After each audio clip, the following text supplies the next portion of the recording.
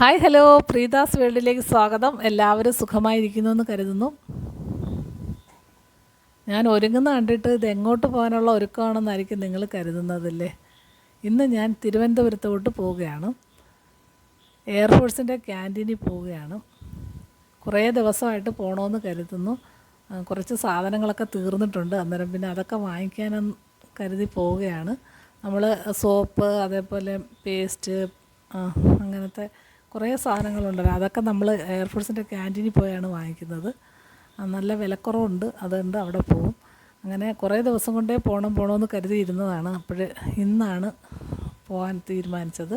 അപ്പോൾ കുറച്ച് നേരത്തെ പോകാനായിട്ടാണ് തീരുമാനിച്ചത്. കാരണം അങ്ങോട്ട് പിന്നെ കുറച്ച് റോഡ് പണിയൊക്കെ നടക്കുന്നതുകൊണ്ട് ട്രാഫിക് ബ്ലോക്ക് ഉണ്ടാവും. അതുകൊണ്ട് കുറച്ച് നേരത്തെ ഇറങ്ങണമെന്ന് കരുതി. അങ്ങനെ ഞങ്ങളൊരു 8:45 വീട്ടിൽ നിന്ന് ഇറങ്ങി. ഇവിടെ രാവിലെ ചെറിയ ഒരു മഴക്കോളും ചെറിയ മഴച്ചാറ്റലും ഒക്കെ ഉണ്ടായിരുന്നു. പക്ഷേ നമ്മൾ തിരുവനന്തപുരത്തോട്ട് പോയിട്ട് നല്ല കാലാവസ്ഥയായിരുന്നു. അവിടെങ്ങും മഴയൊന്നുമില്ല, നല്ല തെളിഞ്ഞ ആകാശമായിരുന്നു. അതുകൊണ്ട് യാത്ര ചെയ്യുന്നതിന് വലിയ ബുദ്ധിമുട്ടൊന്നും ഉണ്ടായില്ല. പിന്നെ വെഞ്ഞാറമൂട് എത്തുമ്പോൾ മാത്രമേ ഉള്ളൂ കുറച്ച് ട്രാഫിക് പ്രശ്നമുണ്ടായി. അവിടെ റോഡ് പണിയും പിന്നെ ഫ്ലൈ ഓവറിൻ്റെ പണിയൊക്കെ നടക്കുന്നതുകൊണ്ട് വണ്ടിയൊക്കെ വഴി തിരിച്ച് വിടുകയാണ്. അതുകൊണ്ട് നമുക്ക് അവിടെ കുറച്ച് നേരം ബുദ്ധിമുട്ടുണ്ടായി. ബാക്കി എല്ലാ സ്ഥലത്തും നല്ല യാത്ര ചെയ്യുന്നതിനൊന്നും ഒരു ബുദ്ധിമുട്ടുണ്ടായില്ല. പിന്നെ എയർഫോഴ്സിൻ്റെ ക്യാൻറ്റീൻ ഉള്ളത് ആക്കുളത്താണ്.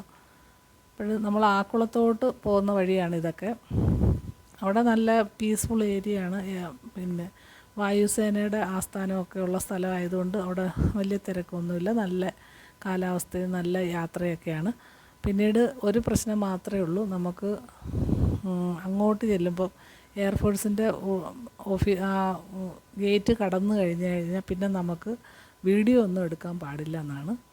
അവിടെയൊക്കെ വളരെ നിരോധിത മേഖലയാണ്. അത് വീഡിയോ എടുക്കുന്നത് നമുക്ക് കുറ്റകരവുമാണ്. ഇത് എയർഫോഴ്സിൻ്റെ ഉള്ളിലോട്ട് കിടക്കുന്ന കവാടമാണ്. ഇവിടം വരെയൊക്കെയുള്ള വീഡിയോ എടുക്കാനേ പാടുള്ളൂ, അങ്ങോട്ട് ഉള്ളിൽ എടുക്കാനേ പാടില്ലെന്നാണ്. അത് യൂട്യൂബിനും കുറ്റകരമാണ്. യൂട്യൂബിലിട്ടാലും നമുക്ക് ചിലപ്പോൾ അത് പ്രശ്നമാവും. അല്ലാതെ തന്നെ അവിടെ ആരെങ്കിലും കണ്ടാലും അവിടെ എഴുതി വെച്ചിട്ടുണ്ട് വീഡിയോ ഒന്നും എടുക്കാൻ പാടില്ല എന്ന്.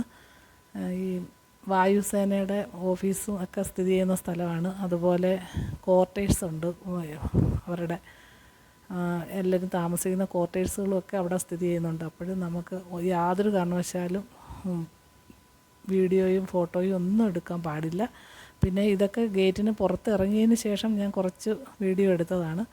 അതെനിക്കൊരു ഭയങ്കര പ്രശ്നമായിരുന്നു. ഞാൻ അവിടെ ചെന്നപ്പോൾ ഞാൻ ഓർത്തത് നമുക്ക് ക്യാൻറ്റീനിൽ കയറുന്നതും ഇറങ്ങുന്നതും സാധനങ്ങൾ എടുക്കുന്നതും എല്ലാം വീഡിയോ എടുക്കാമെന്നൊക്കെയാണ് ഞാൻ പ്ലാൻ ചെയ്ത് പോയത്. പക്ഷേ അവിടെ ചെന്നപ്പോഴാണ് ഒന്നും വീഡിയോ എടുക്കാനേ പാടില്ല, വീഡിയോ എടുത്തു കഴിഞ്ഞാൽ അത് ഭയങ്കര കുറ്റമാണെന്നുള്ളത് അറിയുന്നത്. അതോടുകൂടി പിന്നെ വീഡിയോ എടുപ്പൊന്നും, സാധനം എടുത്തതിൻ്റെ ഒന്നും വീഡിയോ എടുക്കാൻ പറ്റില്ല. അങ്ങനെ ഒരു മണി ഏകദേശം 12:45 ആയപ്പോൾ ഞങ്ങളൊരു ഹോട്ടലിലെത്തി. നല്ല വിശപ്പായിരുന്നു. ഹോട്ടലിന് അങ്ങനെ പ്രത്യേകിച്ച് പേരൊന്നുമില്ല, ഗ്രൂപ്പ് ഓഫ് റെസ്റ്റോറൻ്റ് എന്നാണ് അതിനകത്ത് എഴുതിയിരുന്നത്. പക്ഷെ നല്ല വൃത്തിയുള്ളൊരു ഹോട്ടലാണ്. അതേപോലെ ഫുഡൊക്കെ അടിപൊളിയായിരുന്നു. ചേട്ടൻ സദ്യയും ഞാൻ ഒരു ബിരിയാണിയാണ് പറഞ്ഞത്. കുറേ നാളായി ബിരിയാണി കഴിച്ചിട്ട്. അങ്ങനെ എനിക്ക് ബിരിയാണി വേണമെന്ന് പറഞ്ഞതുകൊണ്ട് ഞാൻ ബിരിയാണി, ചേട്ടൻ സദ്യയാണ് കഴിച്ചത്. പക്ഷേ ചേട്ടൻ്റെ ഇലയിൽ ഇതൊക്കെ വിളമ്പുന്ന കണ്ടപ്പോൾ എനിക്ക് തോന്നി എനിക്കും സദ്യ മതിയായിരുന്നു എന്ന് വെച്ചാൽ എല്ലാം നല്ല കറിയായിരുന്നു. എല്ലാം അവർ വിളമ്പുന്നത് നല്ല രീതിക്ക് വിളമ്പുന്നുമുണ്ട്. നല്ല നന്നായിട്ട് അവർ സർവീസ് ചെയ്യുന്നതൊക്കെ നല്ല രീതിയാണ്. അതുപോലെ നല്ല വൃത്തിയുള്ളൊരു ഹോട്ടലായിരുന്നു. അങ്ങനെ എല്ലാ കറികളും ഉണ്ടായിരുന്നു. ചമ്മന്തി, പരിപ്പ്, പപ്പടം, സാമ്പാർ, അവിയൽ, തോരൻ എല്ലാം ഉള്ള വിശാലമായ ഒരു സദ്യ പോലെ ആയിരുന്നു. അതുകൊണ്ട് ചേട്ടൻ അങ്ങനെ സദ്യ ഉണ്ണയാണ്. അങ്ങനെ ഇരിക്കുമ്പോഴേ എനിക്കുള്ള ബിരിയാണി എത്തി. ബിരിയാണി അതൊരു ഒന്നൊന്നര ബിരിയാണി ആയിപ്പോയി കേട്ടോ. നമുക്ക് ഒരാൾക്ക് തന്നെ കഴിച്ചാൽ തീരത്തില്ല, അത്രയ്ക്കുണ്ടായിരുന്നു. പിന്നെ ഒരു മട്ടൻ ചാപ്സോ അതൊക്കെ ഉണ്ട്, അങ്ങനെ ഒരു കറിയും ചേട്ടൻ വാങ്ങിച്ച്. പിന്നെ എനിക്ക് ചിക്കൻ ബിരിയാണി മതിയെന്ന് പറഞ്ഞു. ഞാനങ്ങനെ ചിക്കൻ ബിരിയാണി ആണ് കഴിക്കുന്നത്. എനിക്കാരും വീഡിയോ ഒന്നും എടുത്തു തരാൻ ഇല്ലല്ലോ, ഞാനങ്ങനെ ഫോൺ അവിടെ ചാരി വെച്ചെടുത്തതാണ് കേട്ടോ.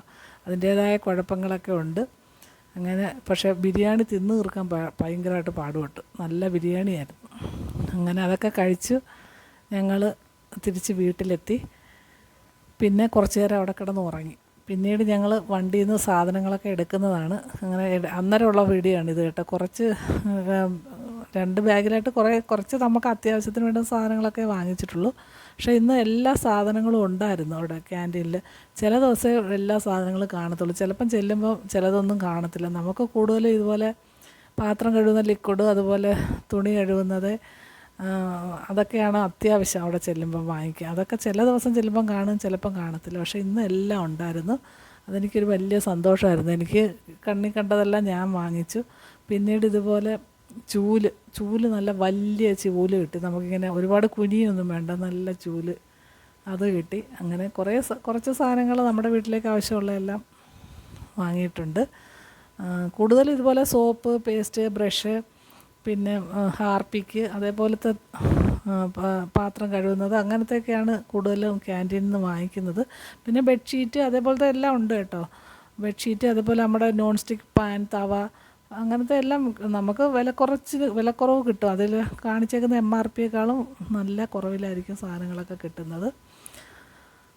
അങ്ങനെ എല്ലാ മാസമൊന്നും പോകത്തില്ല, 2 മാസമൊക്കെ കൂടുമ്പോഴേ ഞങ്ങൾ പോകാറുള്ളൂ. പിന്നെ നമുക്ക് എന്തെങ്കിലും അത്യാവശ്യ സാധനങ്ങൾ വേണമെങ്കിൽ മാത്രം പോകും.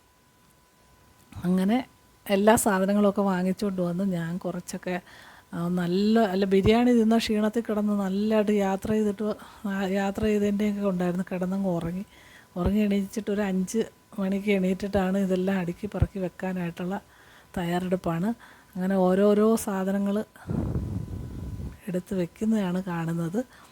പക്ഷെ നല്ല ലാഭമാണ് കേട്ടോ. നമ്മൾ പിന്നെ അവിടം വരെ തിരുവനന്തപുരം വരെ പോയതിൻ്റെ ചിലവൊക്കെ ഓർക്കുമ്പം നഷ്ടമാണ്. എങ്കിലും നമുക്ക് എന്നും ഒരിടത്ത് തന്നെയല്ലേ ഇരിക്കുന്നത്. വല്ലപ്പോഴുമൊക്കെ പുറത്തിറങ്ങി വല്ല ആഹാരമൊക്കെ കഴിക്കണമല്ലോ.